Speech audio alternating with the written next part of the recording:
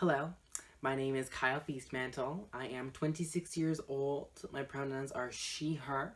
I live in the Annex neighborhood of Toronto, Ontario, and my drag name is Lady Kunterpunt, the Whispering Clown of Toronto. Lady Kunterpunt is a character, to say the least.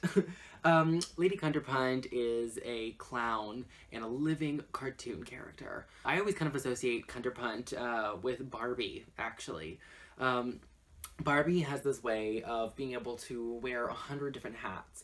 Barbie is a big sister. She's a pet owner. She could be a veterinarian, an astronaut, a multiple of different things, but she's always Barbie. And Kunterpunt is very much the same kind of thing. Kunterpunt is very slapstick. She's very physical comedy, very clown, obviously. She's very big on facial expressions. I love props. I love using projections if I'm able to make that work. Kunterpunt is definitely a multimedia artist who just loves to be fucking silly. Is like the real truth, okay? I am probably best known for my work in the Diet Ghosts, who are a vaudeville theater troupe here in Toronto. And together we put on these ridiculous one night only sort of musicals that we do in dive bars, or that we'll do at the Beaver or Gladstone Hotel maybe. And we do these events where we write musicals. They are full-fledged stories, start to front, most of the time. And we've got props and numbers and sets and characters with relationships. And they're honestly just so much freaking fun. Another way that I would be known in Toronto is for my ASMR. Now, ASMR, of course, is that funny, quiet YouTube sensation that's happening lately, where I get to whisper and be quiet and make silly noises. I do a live ASMR striptease, actually, that I had an opportunity to travel with at the beginning of October. I went to St. John's. And I do a live ASMR striptease where I sort of talk about the clothing that I'm wearing and then take them off in my relationship to them as a trans individual. So I thought it might be neat if I showed off a little bit of my drag closet. So I'm a bit of a crafty queen. I do make as much clothing as I can when I can, but I've also made this super cool curtain here. It was a part of a show. I made these trees and the sign for Cloudy Corners, which is one of the shows that we produced as well. This is from Value Village, but let's take a look. This is one of the gowns that I have made for myself. It's this sort of really big, tattered Beetlejuice fantasy that I've worn for the Dragula viewing parties and generally for Halloween stuff. This is one of my earliest pieces. I did it for this performance of Miss Baltimore Crabs, and I did it all dressed in coral and underwater things, and it was a horribly tacky joke. This here is like a two-piece set, so it's like this big flowy skirt that I've made, and then a pair of overalls that go underneath as well. This was done for the original Swampwater Manor show that we did with the Diet Ghosts, as well as one that I've worn just countless times over because it's my favorite fabric. I have to answer two different questions for you. The first question I'm going to answer is to describe my perfect fantasy performance. Now, my perfect fantasy performance is performance that the audience doesn't really know was about to happen. So, honestly, my fantasy performance would actually be at my wedding.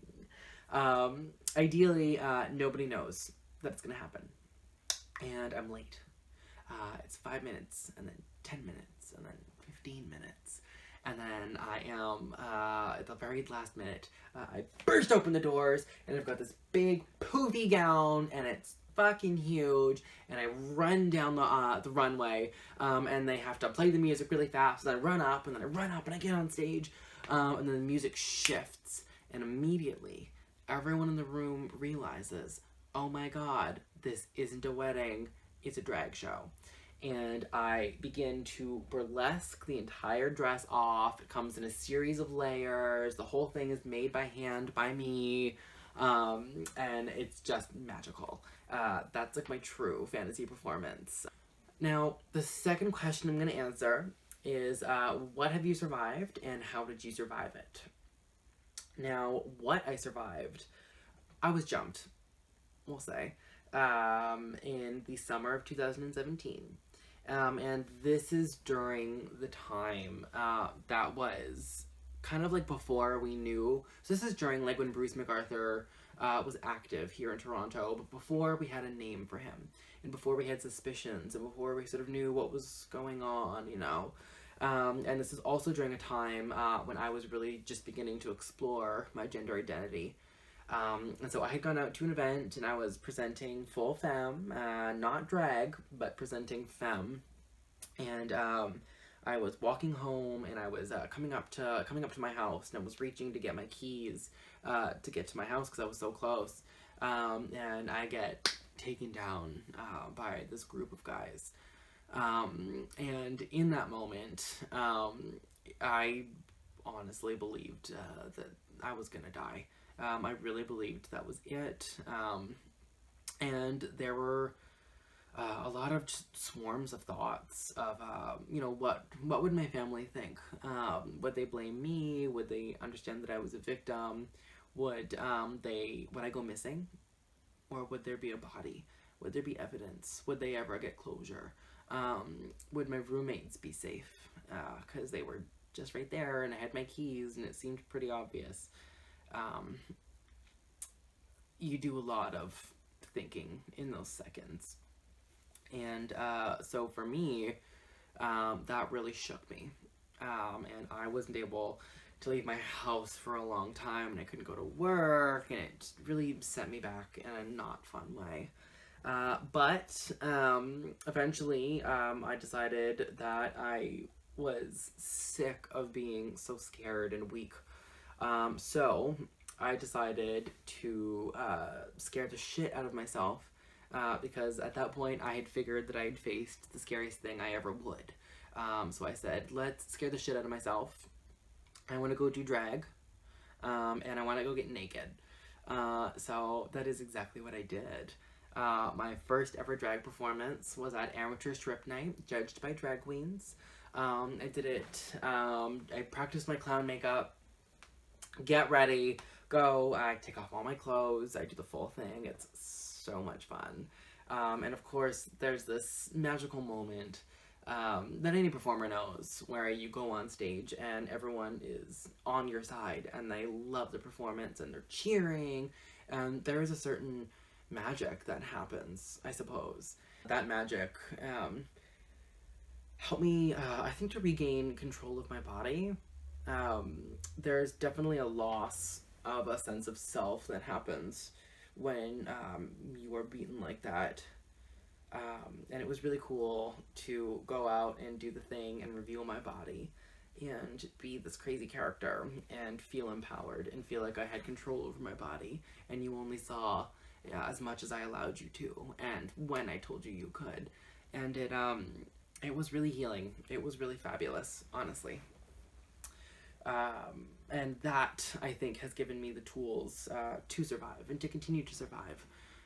It was through learning how to sort of scare myself and really just do the thing, you know? I hope that makes sense, because that's my truth. One of the reasons that I want to do drag heels is because it kind of scares the shit out of me.